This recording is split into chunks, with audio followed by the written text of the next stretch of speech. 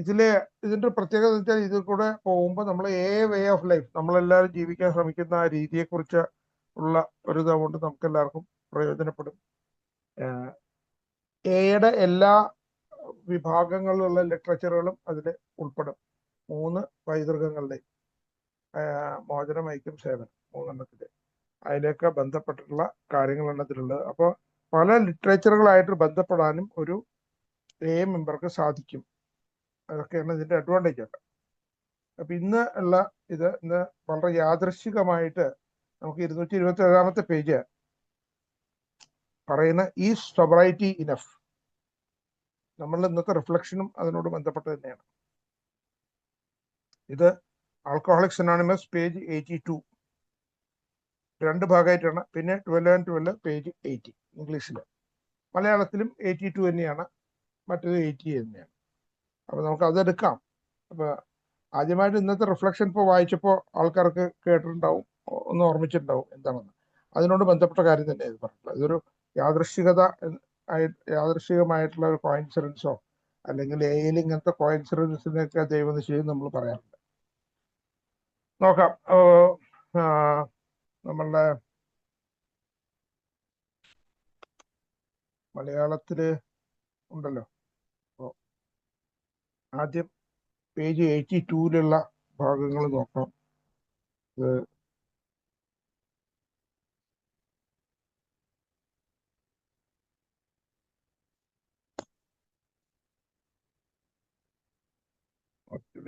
മലയാളത്തിലുള്ള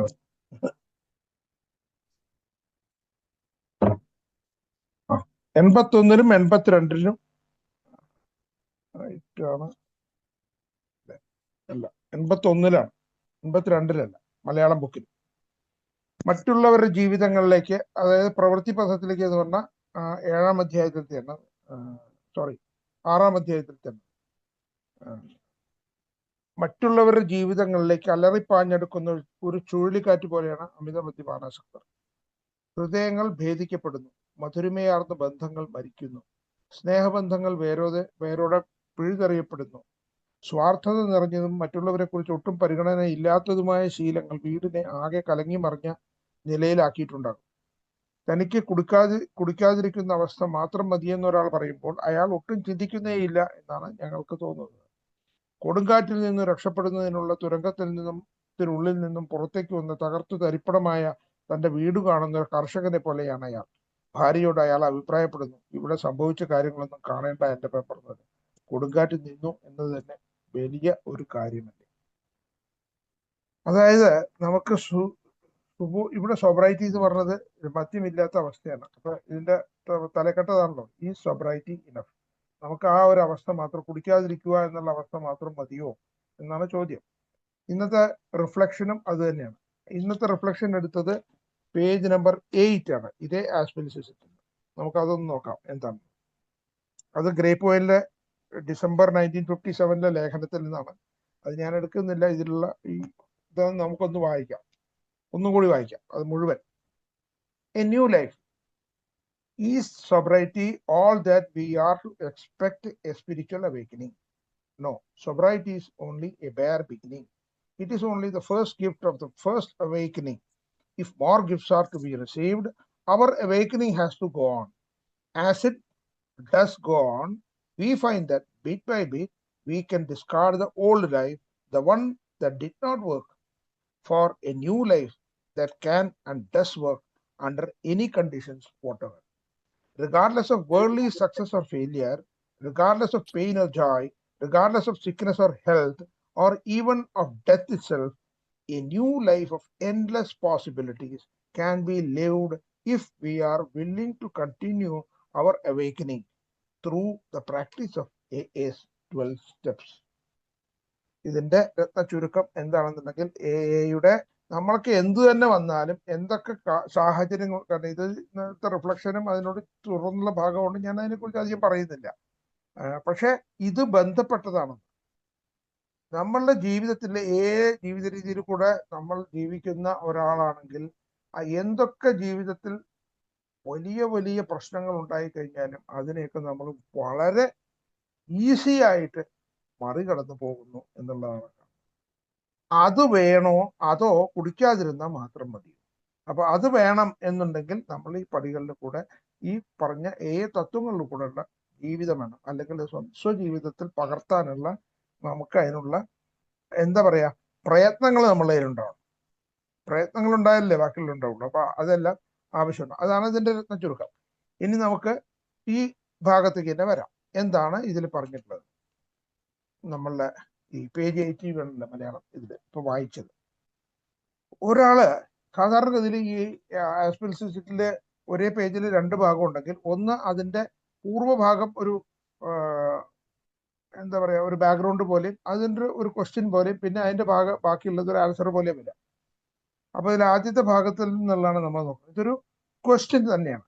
ഈ സോബ്രൈറ്റി enough is enough, അതായത് ഈ കുടിക്കാതിരിക്കുന്ന അവസ്ഥ മാത്രം മതിയോ? അപ്പോൾ എവിടുന്നാ തുടങ്ങേണ്ടത്? ഞാൻ എൻ്റെ ജീവിതത്തിലേക്ക് തുടങ്ങേണ്ടത്.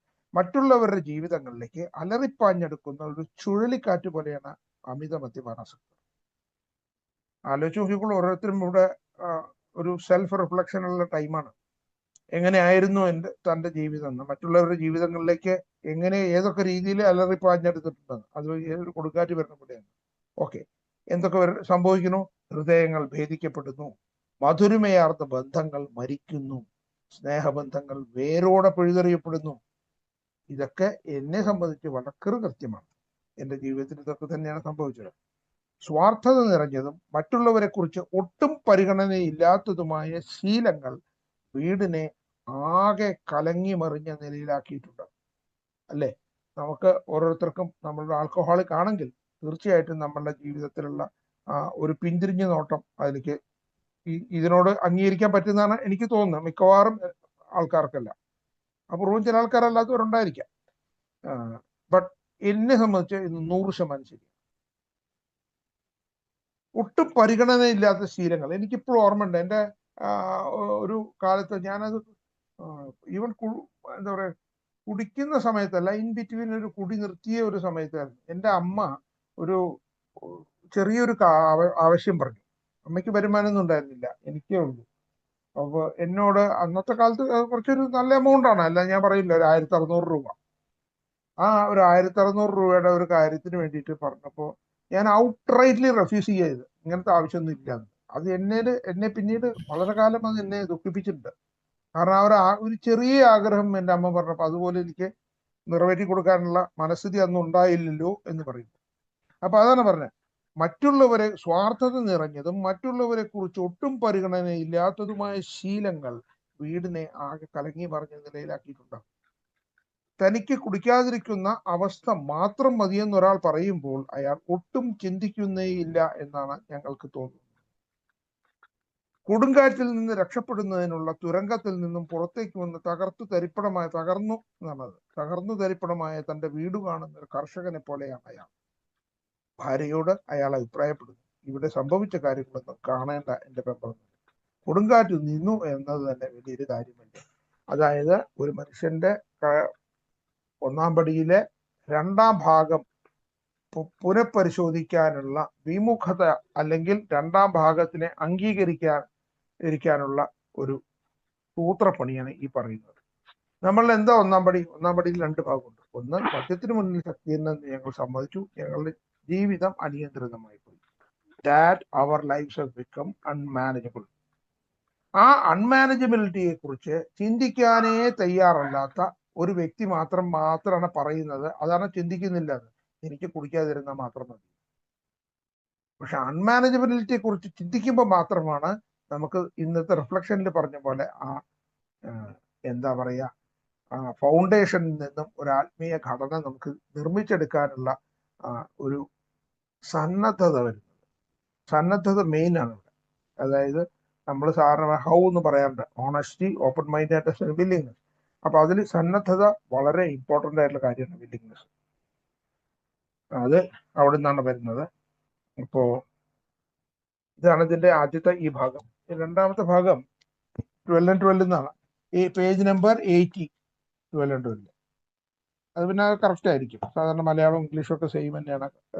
കൺഫേം ചെയ്യാം, നോക്കാം എന്താ പറയുക. 8-ാം പടിയിലെ ഭാഗം, 2-ാമത്തെ പാരഗ്രാഫ്. മറ്റുള്ളവരെ ഉപദ്രവിച്ചുമെന്ന് നമ്മൾ പറയുമ്പോൾ നമ്മൾ എന്താണ് അർത്ഥമാക്കിയതെന്ന് അടുത്തതായി നാം നമ്മോട് തന്നെ ചോദിക്കണം. 8ാമത്തെ പടി എന്താണ്?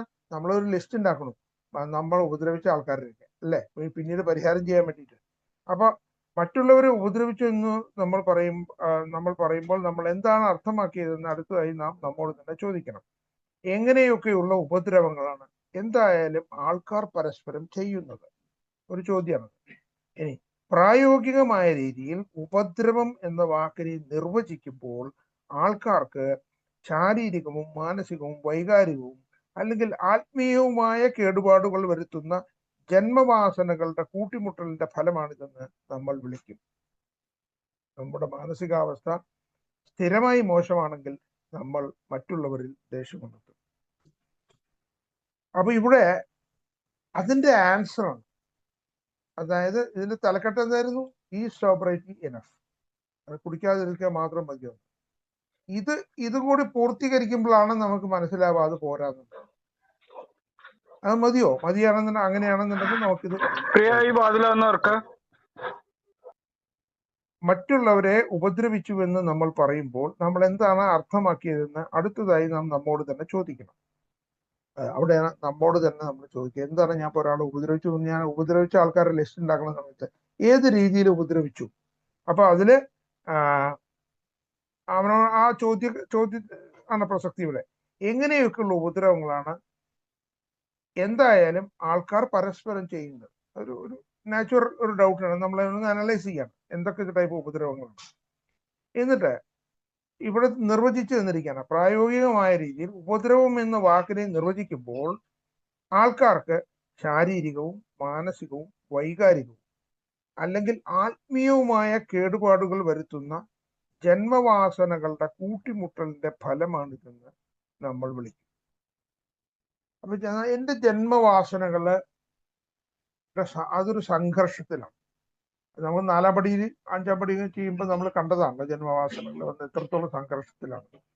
അപ്പൊ ഇവിടെ വരുന്നത് നമുക്കിപ്പോ പലർക്കും അറിയാം, ശാരീരികമായിട്ട് ഉപദ്രവിക്കും നമ്മൾ ധാരാളം ഞാൻ ചെയ്തിട്ടുണ്ട്, മാനസികമായിട്ട് വളരെയധികം ചെയ്തിട്ടുണ്ട്, മാനസികമായിട്ട് അതാണ് ഏറ്റവും അധികം ചെയ്തിട്ടുണ്ട്, വൈകാരികമായിട്ട് യാതൊരു സംശയമില്ല, വൈകാരികമായിട്ട് കണ്ടമാനം ചെയ്തിട്ടുണ്ട്.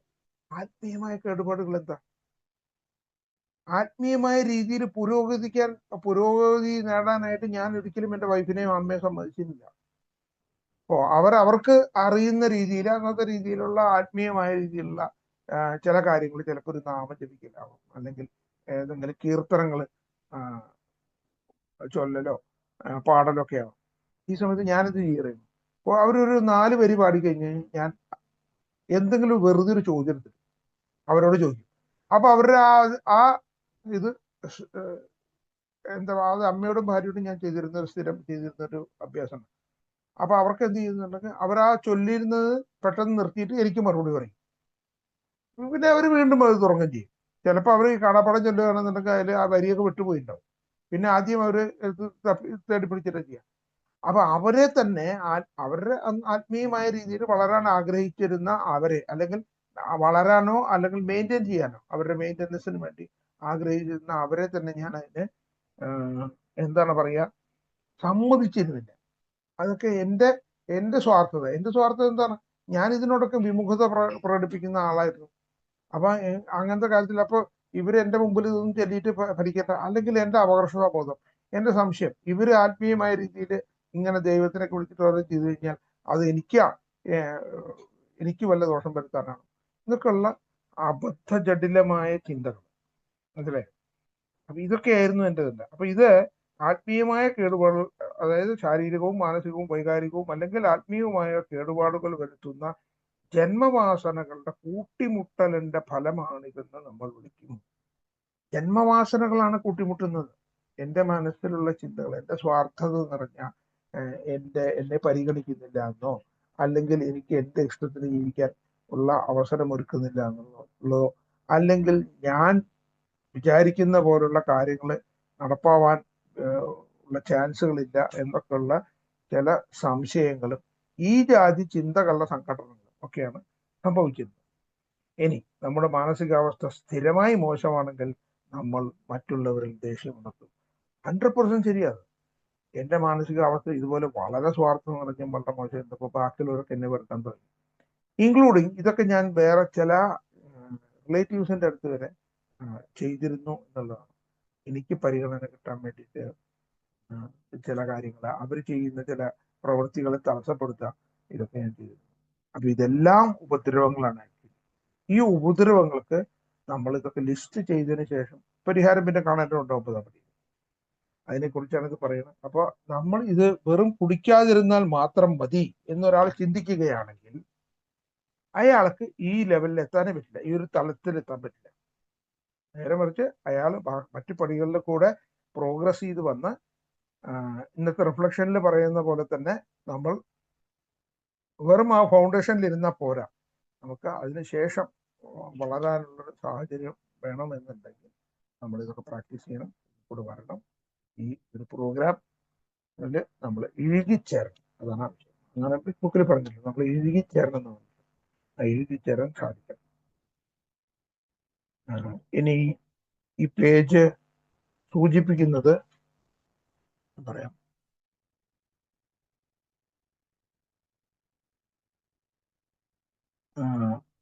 ഒന്ന് അമൻസ് പറഞ്ഞാൽ നമ്മൾ നടത്തുന്ന പരിഹാരങ്ങൾ അല്ലെങ്കിൽ നമ്മളുടെ തെറ്റിതിരുത്തൽ നടപടികൾ. രണ്ട് കംപ്ലൈസൻസി എന്ന് പറഞ്ഞാൽ ഞാൻ എല്ലാം പരിപൂർണമാണെന്നുള്ള ഒരു ചിന്ത. മൂന്ന് ഓണസ്റ്റി, എൻ്റെ സത്യസന്ധത അല്ലെങ്കിൽ ആത്മാർത്ഥത. നാല് സെൽഫിഷ്നെസ്, അതായത് സ്വാർത്ഥതയുടെ അങ്ങേതല, എല്ലാ കാര്യവും സ്വാർത്ഥതാപരമായിട്ടുള്ള കാര്യങ്ങൾ മാത്രം ചിന്തിക്കുന്ന ആ ഒരു. ആർക്കെങ്കിലും ഈ പേജിൽ എന്തെങ്കിലും കൂട്ടിച്ചേർക്കാനോ എന്തെങ്കിലും ഉണ്ടെന്നുണ്ടെങ്കിൽ പ്ലീസ് ഡു കം. എന്താണ് വേണ്ടത്? മുന്നോട്ട് പോവാം. ഓക്കെ, മുന്നോട്ട് പോവാം. അടുത്ത പേജിലെത്താം. Page number 228. ഇത് 12 and 12 പേജ് 57ലാണ്.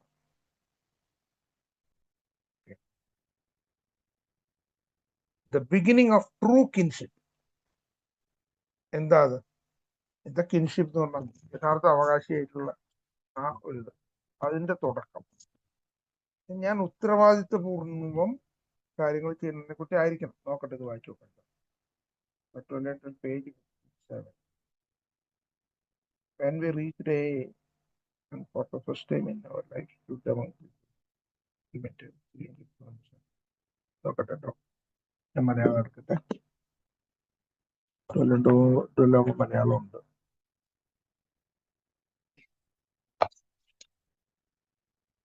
യെസ്, ഇത് 5-ാം പടിയിലെ ലേഖനാണ്. അതിൽ സെൻട്രൽ പാരഗ്രാഫാണ് പേജ് 57 മലയാളത്തിൽ പറയുന്നതാണ്. ഞങ്ങൾ എയിലെത്തിയപ്പോൾ കാര്യങ്ങൾ മനസ്സിലാക്കുമെന്ന് തോന്നിയ ആൾക്കാരോടൊപ്പം ജീവിതത്തിൽ ആദ്യമായി നിന്നപ്പോൾ നമ്മൾ ഒന്നാണെന്ന ബോധം വളരെയധികം ആവേശകരമായിരുന്നു. ഒറ്റപ്പെടൽ എന്ന പ്രശ്നം പരിഹരിക്കപ്പെട്ടു എന്ന് ഞങ്ങൾ ചിന്തിച്ചു. സാമൂഹികമായ അർത്ഥത്തിൽ ഞങ്ങൾ ഒറ്റപ്പെടൽ കുറഞ്ഞെങ്കിലും ഉത്കണ്ഠാകുലമായ ഏകാന്തതയുടെ പഴയ വേദനകളിൽ പലതും ഞങ്ങളെ ഇപ്പോഴും കഷ്ടപ്പെടുത്തുന്നു എന്ന് അധികം വൈകാതെ നാം കണ്ടെത്തി. ഞങ്ങളുടെ സംഘർഷങ്ങളെക്കുറിച്ച് മറയില്ലാതെ ആരോടെങ്കിലും സംസാരിക്കാത്ത പക്ഷം, മറ്റാരെങ്കിലും അത് ചെയ്യുമ്പോൾ നമ്മൾ ശ്രദ്ധിക്കാത്ത പക്ഷം, വളരെ ഇമ്പോർട്ടൻ്റ് അത്, നമ്മൾ ഇപ്പോഴും അതിൽ പെടുന്നില്ല. 5-ാം പടിയായിരുന്നു ഉത്തരം. മനുഷ്യനും ദൈവവുമായുള്ള സത്യസന്ധമായ ബന്ധത്തിന്റെ പ്രാരംഭമായിരുന്നു. എന്താണ് 5-ാം പടി?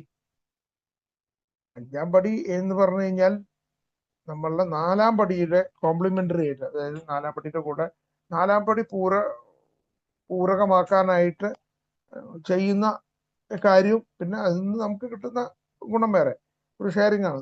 ഞങ്ങളുടെ തെറ്റുകൾ ദൈവത്തോടും സ്വന്തമായും വേറൊരു വ്യക്തിയോടും ഞങ്ങൾ കൃത്യമായി ഏറ്റു പറഞ്ഞു എന്നാണ് 5-ാം പടി പറയുന്നത്. അപ്പൊ ഇവിടെ എന്താണ് അത്?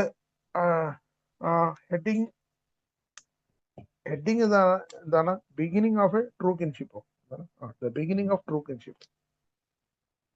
ഇവിടെ ഞാനൊരു സ്വന്തക്കാരനാണ് അല്ലെങ്കിൽ ഒരു അവകാശിയാണ് എന്നുള്ള ആ ഒരു ബോധം വരാൻ തുടങ്ങലാണ് മനസ്സിൻ്റെ ഉള്ളിൽ. എന്നെ കുറിച്ച് പറയണം. എന്താ നോക്കാം, എങ്ങനെയാണെന്നുള്ളത് നോക്കാം. ഞങ്ങൾ എയിലെത്തിയപ്പോൾ കാര്യങ്ങൾ മനസ്സിലാക്കുമെന്ന് തോന്നിയ ആൾക്കാരോടൊപ്പം ജീവിതത്തിൽ ആദ്യമായി നിന്നപ്പോൾ നമ്മൾ ഒന്നാണെന്ന ബോധം വളരെയധികം ആവേശകരമായി. അല്ലേ? എയിൽ നമ്മൾ എത്തുമ്പോ വെറുതെ എയിലെത്തിയ പോലെ കാര്യങ്ങൾ മനസ്സിലാക്കുമെന്ന് തോന്നിയ ആൾക്കാരോടൊപ്പം. ആരെ കാര്യങ്ങൾ മനസ്സിലാക്കുക? എൻ്റെ കാര്യം ഞാൻ ഷെയർ ചെയ്യുമ്പോൾ അത് കേൾക്കാനായിട്ട് മനസ്ഥിതിയും ക്ഷമയും എന്താ പറയുക സൗകര്യമുള്ള ഒരു മനുഷ്യനെ കണ്ടുമുട്ടുമ്പോഴോ, ഒരു മനുഷ്യനല്ല ചിലപ്പോൾ ഒന്നിലധികം ആളുണ്ടാവാം. അങ്ങനെ തോന്നിയ ആൾക്കാരോടൊപ്പം ജീവിതത്തിൽ ആദ്യമായി നിന്നപ്പോൾ, അങ്ങനെ ഞാൻ ജീവിതത്തിൽ ആദ്യമായിട്ട് മറ്റേതാരെ പറഞ്ഞ കേട്ടിരുന്ന ഒരാളില്ല.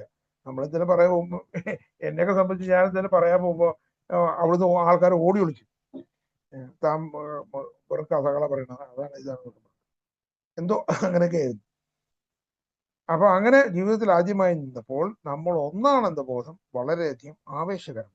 ഇതാണ് നമുക്ക് ഫെലോഷിപ്പിങ്ങിൽ നിന്ന് കിട്ടുന്ന ഒരു ഏറ്റവും വലിയൊരു ഫീലിംഗ് എന്നാണ് ഞാൻ മനസ്സിലാക്കുന്നത്. എനിക്ക് അങ്ങനെ കിട്ടിയില്ല. ഫെലോഷിപ്പിൽ വന്നപ്പോൾ മീറ്റിങ്ങിൽ ഷെയർ ചെയ്യുമ്പോഴും ആൾക്കാർ അവിടെ ഉത്സുകരായിട്ട് കേട്ടിരിക്കുന്നുണ്ടായിരുന്നു. അത് കഴിഞ്ഞ് ഞാൻ എൻ്റെ ഈ പഠിപ്രവർത്തനങ്ങളുടെ സമയത്ത് ഈ പഠിപ്രവർത്തനങ്ങൾ ഞാൻ അറിയാതെ ചെയ്തിരുന്നൊരു സമയം ഉണ്ടായിരുന്നു. എൻ്റെ ആദ്യകാല സ്പോൺസറായിട്ടൊക്കെ ഷെയർ ചെയ്യുമ്പോഴും അദ്ദേഹം കേട്ടിരുന്നിരുന്നു. അത് കഴിഞ്ഞ് ഞാനിത് പ്രവർത്തനം തുടങ്ങിയ സമയത്ത് എൻ്റെ പിന്നീടുള്ള സ്പോൺസറും അതെല്ലാം കേൾക്കാനുള്ള സമയവും എന്താ പറയുക സഹിഷ്ണുതയും അല്ലെങ്കിൽ ക്ഷമയും ഒക്കെ കാണിച്ചിരുന്നു. ഓക്കെ, അപ്പൊ അപ്പോഴാണ് മനസ്സിലാവുന്നത് നമ്മൾ ഒന്നാണെന്ന ബോധം. അപ്പൊ വളരെയധികം ആ കിട്ടിയ ബോധം വളരെയധികം ആവേശകരമായിരുന്നു. ഒറ്റപ്പെടൽ എന്ന പ്രശ്നം പരിഹരിക്കപ്പെട്ടു എന്ന് ഞങ്ങൾ ചിന്തിച്ചു. Absolutely correct.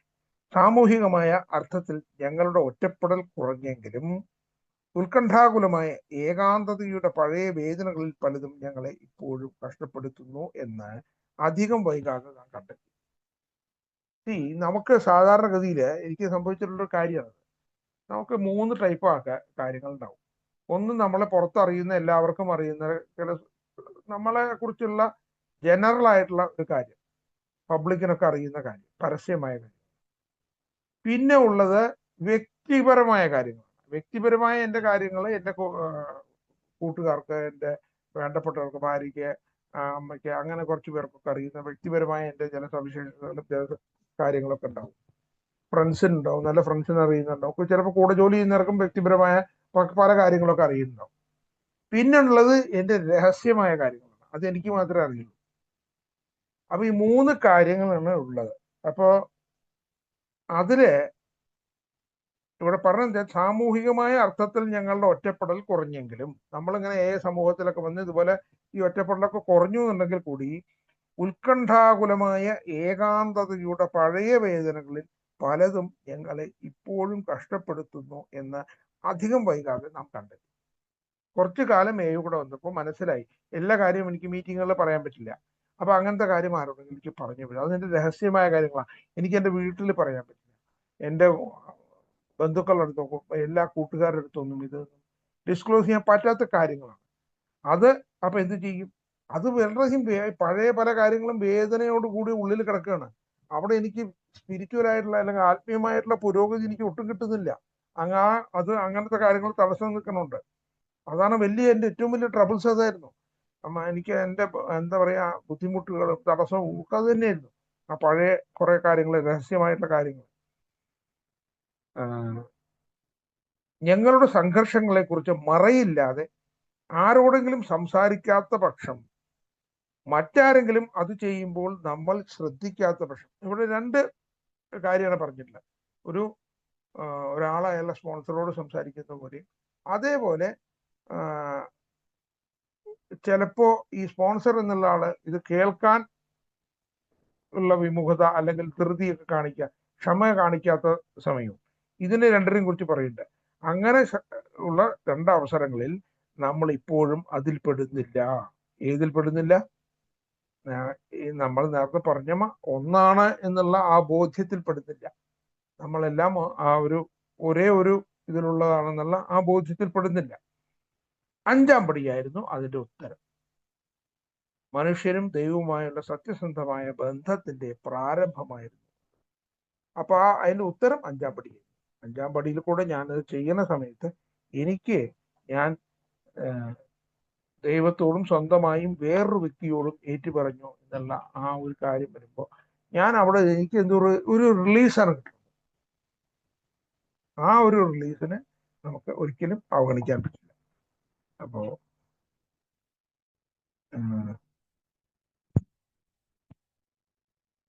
ഇതാണ് ഈ കാര്യത്തില് ഉള്ള അത്. ഇനി ഇതെന്തൊക്കെയാണ് സൂചിപ്പിക്കുന്നതെന്ന് നമുക്ക് നോക്കാം.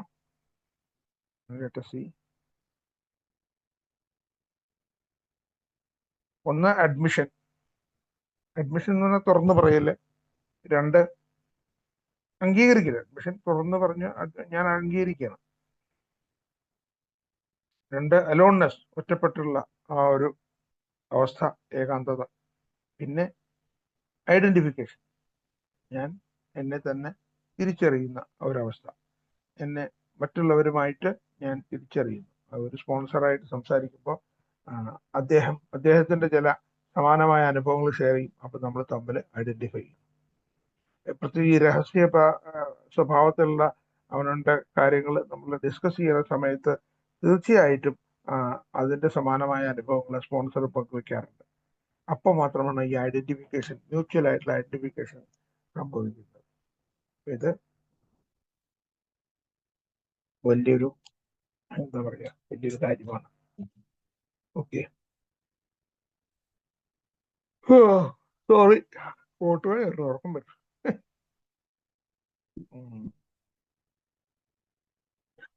അടുത്തത് എന്താണ്? 229, ഡേ ഓഫ് ഹോം കമ്മിങ്. നമ്മൾ വീട്ടിലേക്ക് വരുന്ന ആ ദിവസം. ഹോം കമ്മിങ് എന്ന് പറഞ്ഞാൽ എൻ്റെ സ്വന്തം കുടുംബത്തിലേക്ക് വരുന്ന ദിവസം. ഹൗസ് എന്ന് പറഞ്ഞ വീടാണെങ്കിൽ ഹോം എന്ന് പറഞ്ഞ കുടുംബം. അപ്പോൾ ഹോം കമ്മിങ് എന്ന് പറഞ്ഞാൽ ശരിക്കും പറഞ്ഞാൽ അവനവനിലേക്കുള്ള മടക്കയാത്ര, സ്വന്തം കുടുംബത്തിലേക്കുള്ള മടക്കയാത്ര എന്ന് പറയാം. അതിന്റെ ദിവസമാണ് ഡേ ഓഫ് ഹോം കമ്മിങ്. ഇത് ലെറ്റർ 1949, ടോക്ക് 1959. ലെറ്റർ എന്ന് പറഞ്ഞു കഴിഞ്ഞാൽ എന്താണ് ലെറ്റർ? ആരോ LW അയച്ച ലെറ്ററിന്റെ മറുപടി കത്തുകളിൽ നിന്ന് ഒരു 2 വാചകം അദ്ദേഹം തന്നെ അവിടുന്ന് ഇടർത്തിയെടുത്തിട്ടുണ്ട്. 1949 അദ്ദേഹം അയച്ച മറുപടി എന്നുള്ളതാണ്. മറ്റൊരു ടോക്ക്, എവിടെയുള്ള ഷെയറിങ്. നോക്കാം നമുക്ക് എങ്ങനെയാണ്. As sobriety means long life and happiness for the individual, so does unity mean exactly the same thing to our society as a whole. Unified we live, disunited we shall perish. ഇത് യൂണിറ്റിയെ കുറിച്ച് ഞാൻ പറഞ്ഞിട്ടോ, ഗംഭീരമായിട്ട്. As sobriety means long life and happiness for the individual. ഒരു വ്യക്തിക്ക് സുബോധം എന്ന് പറഞ്ഞു കഴിഞ്ഞാൽ എന്താ പറയാ, ദീർഘകാല ജീവിതവും അതുപോലെ സന്തോഷപ്രദവും ആണ് എന്നതുപോലെ so does unity mean exactly the same thing to our society as a whole. അപ്പോൾ എനിക്ക് എൻ്റെ റിക്കവറിയിൽ കൂടെ, എൻ്റെ സുബോധത്തിൽ കൂടെ ഞാൻ അനുഭവിക്കുന്ന ആ സന്തോഷവും അതുപോലെ എൻ്റെ ദീർഘകാല ജീവിതവും പോലെ തന്നെയാണ് നമ്മളുടെ ഈ ഫെലോഷിപ്പിന്, നമ്മളുടെ ഈ സമൂഹത്തിന്, സമൂഹത്തിന് എന്ത് യൂണിറ്റി, ഐക്യം എന്ന് പറഞ്ഞു. അപ്പോൾ ഐക്യത്തിന്റെ പ്രാധാന്യത്തെ കുറിച്ച് പറഞ്ഞു. Unified we live, disunited we shall perish. Unified, ഐക്യത്തോടെ നിന്ന് കഴിഞ്ഞാൽ വി ലിവ്, നമ്മൾ ജീവിക്കും. ഡിസ്യുണൈറ്റഡ് വി ഷൽ പെരിഷ്, അനൈക്യത്തിലാണ് പോണതെന്നുണ്ടെങ്കിൽ നമ്മൾ ഇല്ലാതാവും. വളരെ ഇതായിട്ടുള്ള എന്താ പറയാ, കൊട്ടേഷൻ എടുത്തിട്ടുള്ള ലെറ്ററിൽ നിന്ന് അടർത്തിയെടുത്തുള്ള വാക്കാണ് ആർക്കോ കൊടുത്തിട്ടുള്ള കാര്യങ്ങൾ. ഒരു ഗ്രൂപ്പിനോ മൊത്തത്തിനോ ഐക്യം എത്ര കണ്ട് പ്രാധാന്യമുണ്ട് എന്നുണ്ടെങ്കിൽ ഒരു വ്യക്തിക്ക് അയാളുടെ സുബോധത്തിലുള്ള അവസ്ഥ എങ്ങനെയോ അതുപോലെ. അപ്പോ ഇത് വളരെ ശ്രദ്ധിക്കേണ്ട ഒരു കാര്യമാണ് നമ്മൾ ഐക്യത്തിനെ കുറിച്ച് പറയുന്നത്. Unified we live, disunited we shall perish. അപ്പോൾ ഇവിടെ നമുക്ക് ഐക്യത്തോട് നിൽക്കണം, അല്ലെങ്കിൽ നമ്മൾ അനൈക്യത്തിലാണെങ്കിൽ നമ്മൾ ഇല്ലാതാവും, നശിക്കും. അടുത്തത് ഇതിന്റെ ബാക്കി talk 1959. We must think deeply of all those sick ones still to come to AA as they try to make their return to faith and to life. We want them to find everything AA that we have found and yet more, if that possible. No care, no vigilance, no effort to preserve AA's constant effectiveness and spiritual strength will ever be too great to hold us in full readiness for that day of their homecoming. We must think deeply of all those sick ones still to come to AA. AAയിലേക്ക് ഇനി വരാനിരിക്കുന്ന ആ എല്ലാ രോഗാവസ്ഥയിലുള്ള ആൾക്കാരെ കുറിച്ചും നമ്മൾ ചിന്തിക്കണം.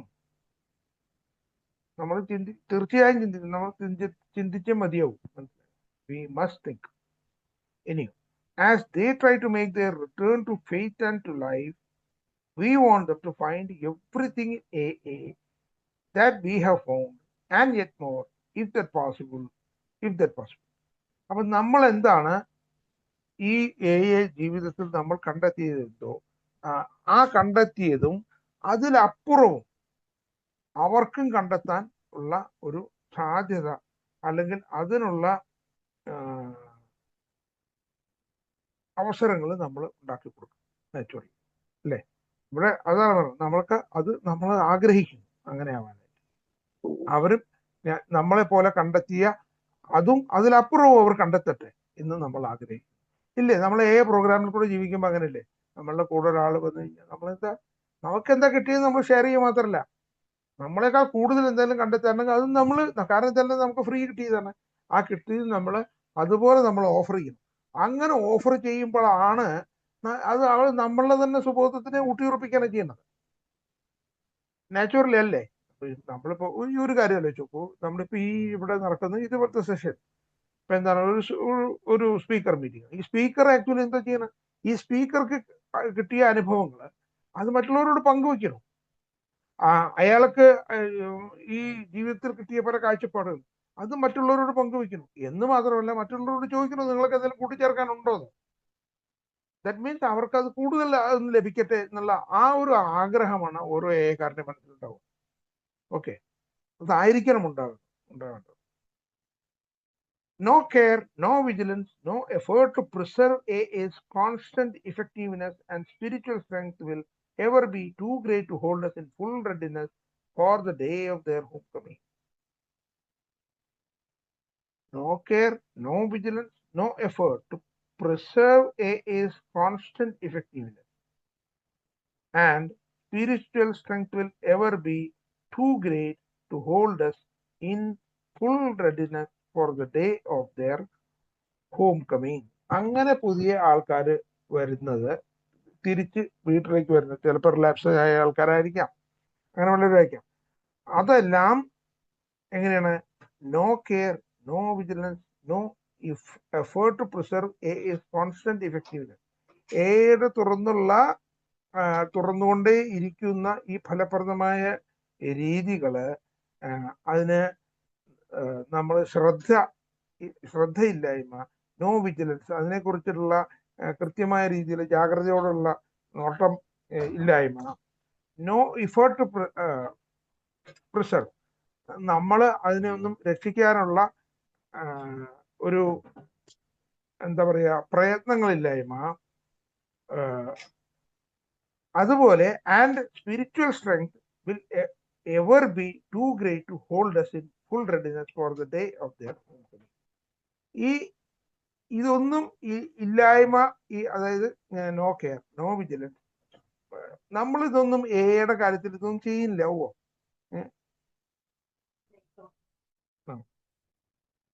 No care, no vigilance, no effort to preserve AA's constant effectiveness. എയുടെ തുറന്നുകൊണ്ടുള്ള ഈ ഫലപ്രദമായ രീതിയിലേക്കുള്ള അതിനെ പരിരക്ഷിക്കല്, നോ കെയർ, നമ്മളതിനെ ശ്രദ്ധിക്കായ, നോ വിജിലൻസ്, നമ്മൾ അതിനോട് ജാഗ്രതയോടുള്ള നമ്മളതിനോടുള്ള എന്താ പറയാ ഒരു സമീപനമില്ലായ്മ,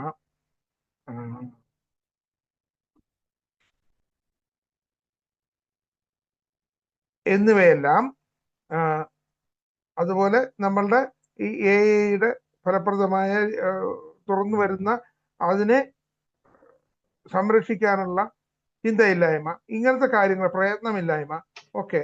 ആൻഡ് അതുപോലെ spiritual strength will ever be too great to hold us in full readiness for the day. അപ്പൊ ഇതൊന്നും നമ്മൾ ചെയ്യുന്നില്ലെങ്കിൽ കൂടി നമ്മുടെ ആത്മീയമായ ആ AI മൊത്തം AI കുറിച്ച് പറയുന്നട്ടോ, AI ആത്മീയമായ ആ ശക്തി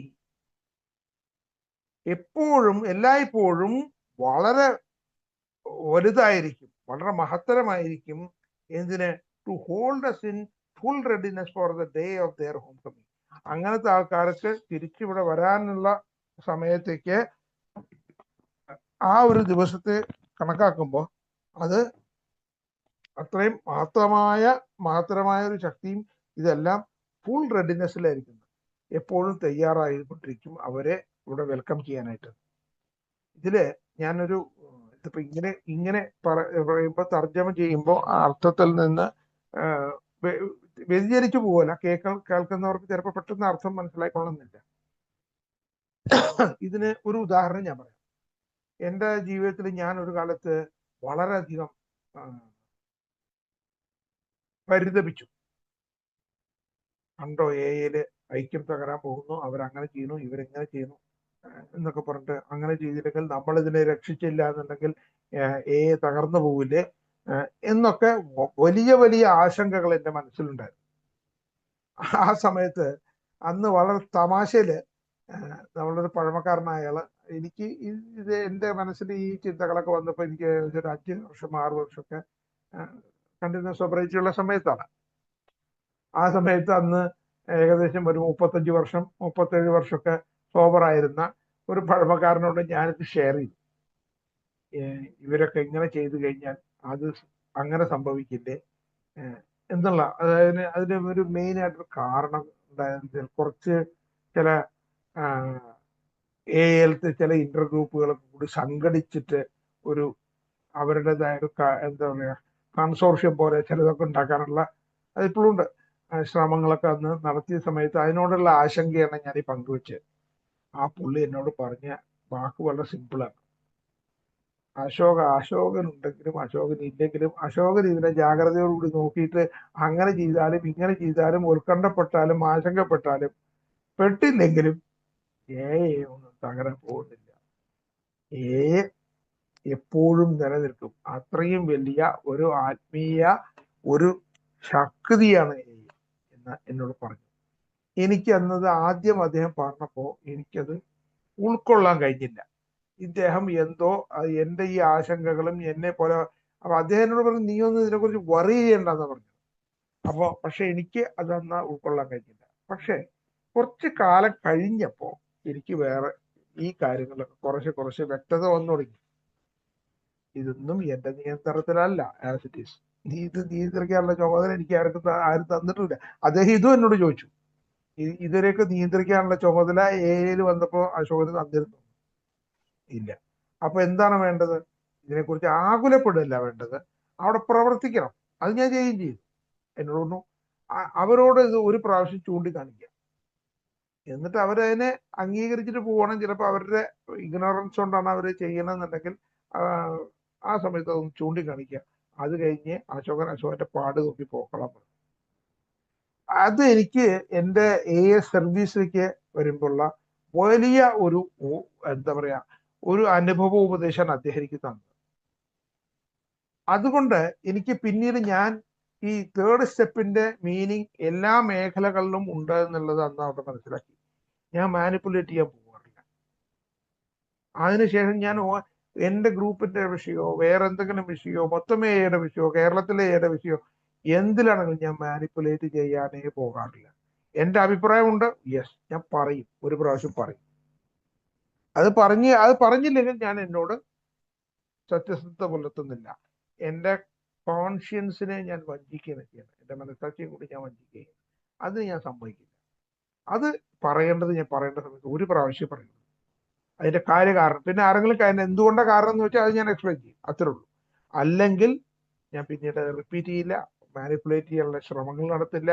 അവരെയും ഇവരെയും ഫോൺ ചെയ്ത് ഇത് ഈ അഭിപ്രായം അങ്ങനെയാണ്, അഭിപ്രായം ഇങ്ങനെയാണ്. ഇതിനൊക്കെ അങ്ങനത്തെ പല വ്യർത്ഥമായ ശ്രമങ്ങളിൽ നിന്നൊക്കെ എന്നെ പിന്തിരിപ്പിക്കാൻ എനിക്ക് ആ മഹാഭാഗ്യം കൊണ്ട് 5 or 6 വർഷം കഴിഞ്ഞ സമയത്ത് തന്നെ എനിക്ക് ആ ഒരു പഴമക്കാരന്റെ ഇതുപോലത്തെ കുറച്ച് വാക്കുകൾ കിട്ടി. അത് വലിയൊരു പാഠമായിട്ടാണ് ഞാൻ പിന്നീട് എടുത്തിട്ടുള്ളത്, ഇന്നും ഞാൻ എടുത്തുകൊണ്ടിരിക്കുന്നു. അത് എയിൽ മാത്രമല്ല, പൊതുവെ ലോകത്ത്. നമ്മളെ ബിഗ് ബുക്കിൽ പറഞ്ഞിട്ടുണ്ടല്ലോ, 3-ാം പടിയുടെ ആ പറയുന്ന സ്ഥലത്ത് എന്താ, ഫ്ലോറിഡയില് മണൽപ്പുറത്ത് വെക്കേഷനിൽ കിടക്കുന്ന, വെയിൽ കാഞ്ഞ് കിടക്കുന്ന ഒരു റിട്ടയർഡ് ബിസിനസ്സുകാരനെ പോലെ, അല്ലെങ്കിൽ എന്താണ്, താൻ മാത്രം, താൻ ഒഴിച്ച് ബാക്കി എല്ലാവരും ശരിയായി കഴിഞ്ഞ് കഴിഞ്ഞാൽ ലോകം മഹത്തരമാകുന്നത് ചിന്തിക്കുന്ന ഒരു സാമൂഹ്യ പരിഷ്കർത്താവിനെ പോലെ എന്നൊക്കെ പറഞ്ഞിട്ടുണ്ടല്ലോ. ഇതുപോലത്തെ ചിന്തകളാണ് ഇന്ത്യയിൽ ഉണ്ടായിരുന്നത്. മറ്റുള്ളവരെ എങ്ങനെ നേരെക്കിരിക്കാം, എന്ത് ചെയ്യാം, അവർക്ക് എന്ത് സംഭവിക്കും. എനിക്ക് 3-ാം പടിയിൽ വന്നിട്ട് ആ 3-ാം പടി എൻ്റെ ജീവിതത്തിലും അതുപോലെ ലൈഫിലും പുറമേയുള്ള സ്ഥലത്തും ഒക്കെ നമ്മൾ പ്രാവർത്തികമാക്കുമ്പോഴാണ് മനസ്സിലാവുന്നത്, എനിക്ക് വളരെ കുറച്ച് കാര്യങ്ങളിലെ നിയന്ത്രണമുള്ളൂ, ബാക്കിയുള്ള നിയന്ത്രണമില്ല. ഞാൻ വലിയ വിജിലൻസ് ആവേണ്ട കാര്യമില്ല, എന്നെ ആരും ഏൽപ്പിച്ചിട്ടില്ല. ഏറെ യൂണിറ്റി, ബാക്കിയുള്ള കാര്യങ്ങളൊക്കെ അത് തന്നെ പരിരക്ഷിച്ചോളും. അതാണ് അതിന്റെ അർത്ഥം. അതാണ് പറഞ്ഞത്, അതിനുള്ള സ്പിരിച്വൽ സ്ട്രെങ്ത് ഇവിടെ ഉണ്ട്. Spiritual strength will ever be too great to hold us in full readiness for the day of their homecoming. അതായത് ഈ പുറത്തുള്ള ഇപ്പോഴും എന്താ പറയുക, മദ്യാസക്തരായിട്ട് ഇപ്പോഴും മദ്യപിച്ചുകൊണ്ടിരിക്കുന്ന ആൾക്കാർ, മദ്യം ഉപയോഗിച്ചുകൊണ്ടിരിക്കുന്ന ആൾക്കാർക്ക് ഒരു ഹോം കമ്മിങ്ങിന് ഉള്ള സമയം വരുമ്പോൾ ഒക്കെ അവിടെ ഉണ്ടായിക്കൊള്ളും.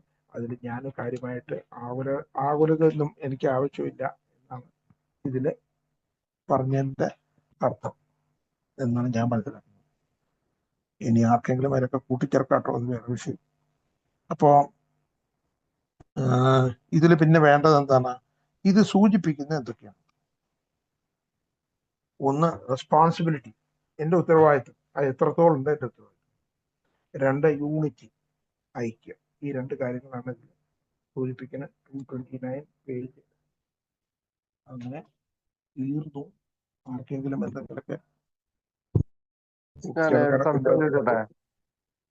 ഡിസ്കസ് ചെയ്യാൻ? ഓ പറയൂ. കേൾക്കാമോ? ഓ കേൾക്കാം. എന്റെ പേര് ഷിബു, ഞാൻ ആൽക്കോളിക്കാണ്. അപ്പൊ നമുക്കൊരു, അതായത് ഇപ്പൊ ഈ ലാസ്റ്റ് പറഞ്ഞതിലാണ്, ലാസ്റ്റ് പറഞ്ഞതിലേ ഒരു സംശയം എന്നാന്ന് വെച്ചാല്, ഇപ്പൊ നമ്മളൊരു 10-20 പേരുള്ള ഒരു ഗ്രൂപ്പാന്ന് കൂട്ടിക്കോ, ഗ്രൂപ്പ്. അതിനകത്ത് ഒരാള് നമ്മളൊന്നും അറിയുന്നില്ല, അയാൾ ഇങ്ങനെ രഹസ്യമായിട്ട് ആൾക്കാരുടെ നിന്ന് പണം മേടിക്കുമെന്ന് വെച്ചോ, 1000 രൂപ 2000 രൂപ 3000 രൂപ അങ്ങനെ മേടിക്കുവാണെങ്കിൽ, ഇപ്പൊ ഞാൻ പെട്ടെന്ന് അറിഞ്ഞു. അപ്പൊ എനിക്ക് മനസ്സിലായി ഇയാൾ ഇങ്ങനെ വ്യാപകമായിട്ട് പൈസ മേടിക്കണ്ടെന്ന് അറിഞ്ഞാൽ ഞാൻ ആ ഗ്രൂപ്പിലുള്ള മറ്റുള്ളവരെ അറിയിക്കുന്നതല്ലേ നല്ലത്? അല്ലെങ്കിൽ തന്നെ അത് അറിഞ്ഞോളും. അങ്ങനെ അതിനെ പറ്റി ഒന്ന് പറയാമോ? അതെ, അല്ല അത് തന്നെ പറഞ്ഞു. ആ കാര്യത്തിൽ അറിയിക്കാം, വിരോധമില്ല. ആ ഗ്രൂപ്പില് ജനറൽ ആയിട്ടുള്ള ചില ഷെയറിങ്ങിൽ പറയാം, നമ്മളെ അംഗങ്ങൾ തമ്മിലുള്ള അങ്ങോട്ടും ഇങ്ങോട്ടുള്ള ഈ സാമ്പത്തിക ഇടപാടുകളൊന്നും ഒരിക്കലും നമ്മളുടെ സുബോധം നിലനിർത്താനും നമ്മളുടെ ഗ്രൂപ്പിന്റെ ഐക്യത്തിനും നന്നായിരിക്കില്ല എന്നുള്ള രീതിയിൽ തീർച്ചയായും ഷെയർ ചെയ്യാം. അതിനുള്ള ഉത്തരവാദിത്വമുണ്ട്. പക്ഷെ അവിടെ നിൽക്കണം ഉത്തരവാദിത്വം. ആരെങ്കിലും പൈസ കൊടുക്കാൻ പോകുമ്പോൾ അയാളെ വിളിച്ചിട്ട് കൊടുത്തേക്കല്ലേട്ടോ മറ്റേയാൾക്ക്, അങ്ങനെയൊന്നും പറയാനുള്ള യാതൊരു ഇതുമില്ല. മനസ്സിലായോ? അപ്പൊ അവിടെ ആ ഉത്തരവാദിത്വം അവിടെ നിൽക്കണം. അതിനൊരു ലിമിറ്റ് ഉണ്ട്, അത് നമ്മൾ മനസ്സിലാക്കണം. ജനറൽ ആയിട്ട് ഒരു ചെറിയ അറിയിപ്പ് അത്രേ ഉള്ളൂ അല്ലേ? അതെ, അത് നമ്മളുടെ ഉത്തരവാദിത്വമാണ്. നമ്മൾ ഈ കാര്യം അറിയുന്ന ആള് നമ്മള് മറച്ചു വെക്കാൻ പാടില്ല, അത് ചെയ്യണം. പക്ഷെ ഓരോരുത്തരെയും ഇൻഡിവിജ്വലിനെ വിളിച്ചിട്ട് അങ്ങനെ കൊടുത്തു കഴിഞ്ഞാൽ പെട്ടുപോകുന്ന ഈ ജാതി അത് പറയാനാണ് സാധാരണഗതിയില് ഒരാൾക്ക് ഏറ്റവും അധികം ആ ഉത്സുക്യം ഉണ്ടാവുക. അതിന് വേറെ കാരണങ്ങളുണ്ട്. അപ്പൊ അതൊക്കെ അവോയ്ഡ് ചെയ്യണം. ഓക്കെ. പിന്നെ ആദ്യത്തെ പേജ് പറഞ്ഞില്ലേ, ഈ അവനവന്റെ വളർച്ചയെ തടയുക, മറ്റുള്ളവരുടെ വളർച്ചയെ തടയുക. ആ അർത്ഥത്തിലല്ലേ ആദ്യത്തെ പേജിൽ ചേട്ടൻ സംസാരിച്ച? അത് മാത്രമല്ല, അത് ഒരു ഭാഗം. ആദ്യത്തെ പേജിൽ നമ്മൾ പറയുന്നത് എന്താണ്? നമുക്ക് വെറുതെ കുടിക്കാതിരുന്നാൽ മാത്രം മതിയോ? പോരാ. നമുക്ക് നമ്മുടെ ജീവിതത്തിനെ മാറ്റിയെടുക്കണ്ടേ എന്നുള്ള കാര്യങ്ങളിലാണല്ലോ പറഞ്ഞത്. അതിലാണല്ലോ പറഞ്ഞത് നമ്മൾ എന്തായിരുന്നു തിരിഞ്ഞു നോക്കൂ, മറ്റുള്ളവരുടെ ജീവിതത്തിലേക്ക് കൂടി നമ്മൾ പാഞ്ഞെടുക്കുന്ന കൊടുങ്കാറ്റ് പോലെയായിരുന്നു എന്നൊക്കെ പറഞ്ഞുള്ള അവിടെയാണല്ലോ. അതിന് അപ്പൊ നമുക്ക് നമ്മളുടെ ഇമ്പ്രൂവ്മെന്റ് വരണം എന്നുണ്ടെങ്കിൽ നമ്മൾ ഈ പ്രോഗ്രാം പ്രാക്ടീസ് ചെയ്യണം. അതിന് വേണമെന്നുണ്ടെങ്കിൽ നമ്മൾ എപ്പോഴും പറയാറുണ്ട്, എനിക്ക് 100% ആയിട്ട് അംഗീകരിക്കാൻ പറ്റുന്ന, ചെയ്യാൻ പറ്റുന്ന പടി ആകെ ഒന്നാം പടി മാത്രമേ ഉള്ളൂ. ആ ഒന്നാം പടി മാത്രമേ ഉള്ളൂ എന്ന് ആൾക്കാർ പറയുമ്പോൾ പോലും പലരും ഒന്നാം പടിയുടെ ആദ്യ ഭാഗം മാത്രമേ ശ്രദ്ധിക്കുന്നുള്ളൂ. മദ്യത്തിന് മുന്നിൽ ശക്തിഹീനരാണെന്ന് തുറന്ന് സമ്മതിച്ചു എന്നുള്ള ഭാഗം മാത്രമാണ് 100% അല്ല. അതിന്റെ ഒരു മറുഭാഗം ഉണ്ട് അപ്പുറത്ത്, അതിന്റെ രണ്ടാം ഭാഗമുണ്ട്. ആ ഭാഗമാണ് എന്റെ ജീവിതം അനിയന്ത്രിതമായി പോയത്. അപ്പൊ അതും ഞാൻ തുറന്ന് സമ്മതിക്കണം 100%. അങ്ങനെ 100% തുറന്ന് സമ്മതിക്കുമ്പോൾ എനിക്ക് തന്നെ തോന്നും അതിൽ ഞാൻ ഇമ്പ്രൂവ്മെന്റ് വരുത്തണം എന്ന്. ആ ഇമ്പ്രൂവ്മെന്റ് വരുത്താനാണ് നമ്മളുടെ ഇതിനുള്ള ഈ 12 പടികളുടെ ഈ സ്പിരിച്വൽ ടൂൾ കിറ്റ് ഉള്ളത്. അതുകൊണ്ടാണ് എന്താ പറയാ, പേജ് നമ്പർ 25 പറയുന്നുണ്ടല്ലോ, എന്താ, ആത്മീയോപകരണങ്ങൾ അവർ ഞങ്ങളുടെ മുമ്പിൽ നിരത്തിയപ്പോൾ ഞങ്ങൾക്ക് സ്വീകരിക്കുക അല്ലാതെ മറ്റൊന്നും ചെയ്യാനുണ്ടായിരുന്നില്ല. അത് ഞങ്ങൾക്ക് സ്വർഗീയാനുഭൂതി നൽകി. ഇതൊക്കെ ഓർമ്മയില്ലേ? We were rocketed into a എന്താ പറയാ 4th dimension ഓഫ് എക്സിസ്റ്റൻസ് എന്നൊക്കെ അവിടെ പറയുന്നുണ്ടല്ലോ. ആ പേജ് നമ്പർ 25 ആ ഭാഗങ്ങളൊക്കെ അവിടെയാണ്. അപ്പൊ ആ പുരോഗതി വേണം എന്ന് നമ്മൾ ആഗ്രഹിക്കണം എന്നാണ് അവിടെ ഒന്നാം പേജിൽ പറഞ്ഞത്. Thank you. ഇനി ആരെങ്കിലും ചോദിക്കാൻ ചോദിച്ചോട്ടോ.